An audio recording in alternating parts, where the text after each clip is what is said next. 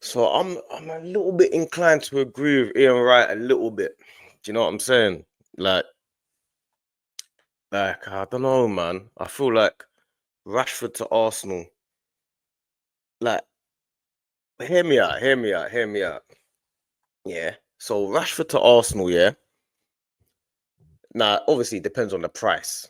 Do you know what I'm saying? Because I'm hearing a lot of Man United fans, because a lot of Arsenal fans are against this. Like, I'm one of the few that I'll be like, I would take a chance on that. Like, a lot of people are saying, no, we're not a old people's home, and we want to take the old people, the scrubs. We're not taking that. We want to get new players, and not me. So I understand that concept, yeah. But in my head, I'm just seeing it as, who are the people that you would be saying, oh, we would rather have. You know what I'm saying? Because people are talking about Mitoma, and I'm saying Mitoma's 27, 28. He's going to cost 70 odd million. Not that I'm worried about that type of stuff. He would improve us, but is he really a goal threat that will, I'm looking at, be like, yeah, he can change? I don't really think so. I think like he would change our team play, but I don't know if he would. Like, I'm not, because we've got Mitoma in the team. I'm not thinking, yeah, we can go and beat the Real Madrids now because we've got Mitoma in the team. Me personally, the other players would be obviously Nico Williams. He's not available. Rafael Leao, not really a great fan of him.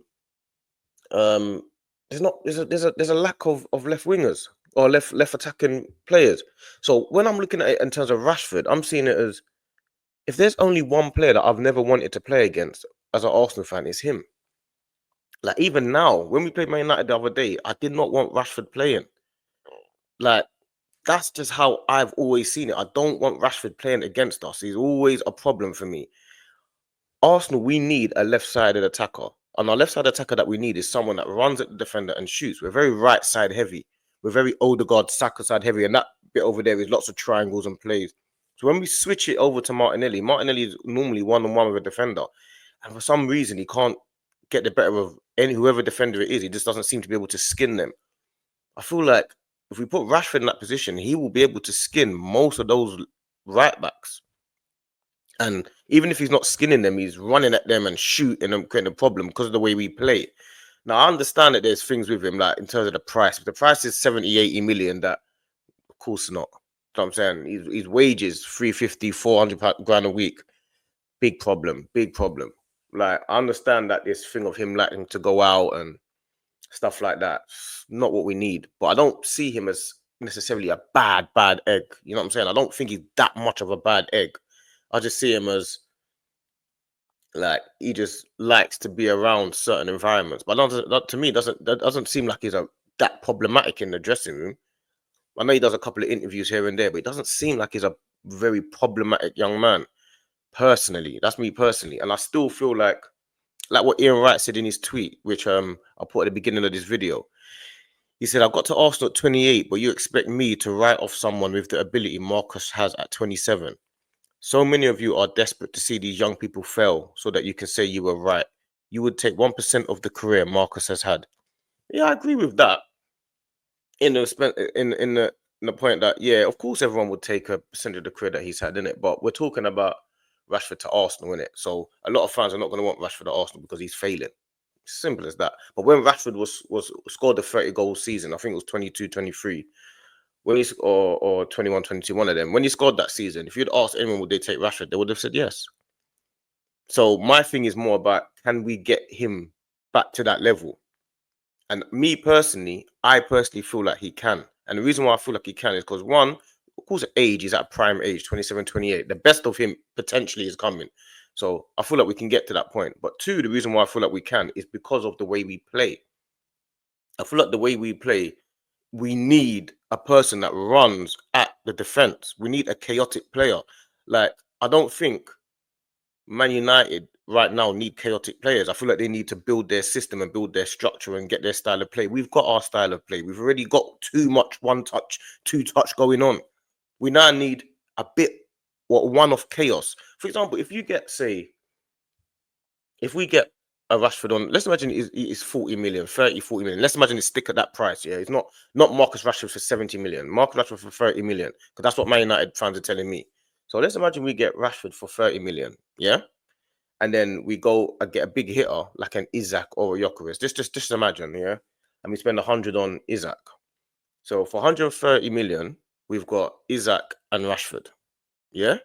Now our front line has gone from Saka, Havertz, and Martinelli to Saka, Isaac, and Rashford.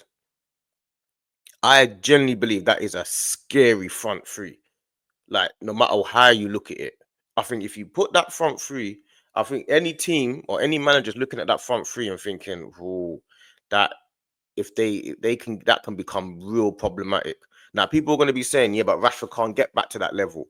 But it's not about whether he can get back to that level so much as it's about how much you pay to decide whether it's worth the chance. For me, I feel like spending, say, 70 or 80 on a Mitoma, for example, and hoping he starts now scoring 20 goals a season, I think is more of a risk than it is on spending a 30 million on Rashford and him scoring and getting to the level of scoring 15, 20 a season. Because I feel like a base level for Rashford could easily be 10 plus goals a season, maybe 15 easily. For Mitoma, I don't know if he's really a 15, 20 goal season man.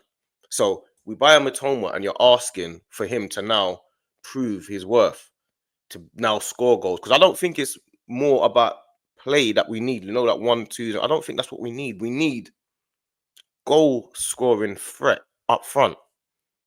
Saka's not supposed to be like the way Saka plays. He's not supposed to be our our goal scoring threat. Saka's supposed to be our version of like what Mitoma is at Brighton, like the guy that creates and he's good and he chips in with a lot of goals. But we're now asking Saka to be Salah. That's not what it's meant to be. Saka's meant to be chipping in with the goals and assists he's doing, but we're meant to have a striker that scores 40 plus and a left-sided attacker that also does what Saka does or what the striker does. That's how I see it.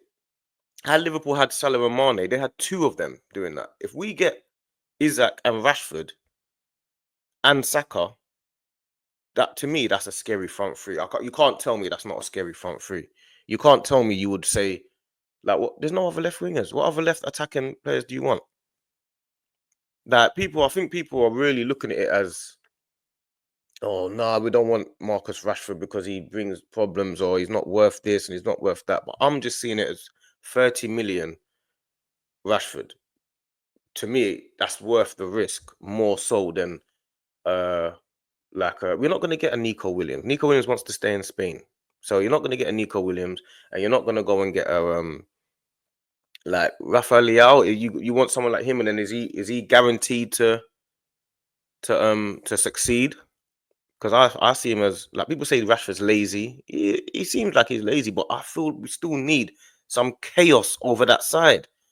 That's how I see it. I need some chaos on the left-hand side. So that's my take on the Rashford scenario, innit? And I think it's easier having this conversation like this when I can just say my thoughts instead of going back and forth with people, because people will just start throwing new things and then your argument kind of gets lost in it. But that's my argument for why I would accept Rashford for 30 to 40 million. I wouldn't accept him for 50, 60, 70 million. Of course not. But for 30 million, after me, and that's what Man United fans told me they would let him go for. That's what it is. They want to get him off the book. So I would take that. Like I would accept that. And I would see, let's go and get a serious striker. Isaac, Rashford, Saka. I'm excited again. I'll be honest. I'm not gonna lie. I'm gonna be honest. I'll be excited again. But yeah, that's my take on the Rashford. If Arsenal decided to take a punt.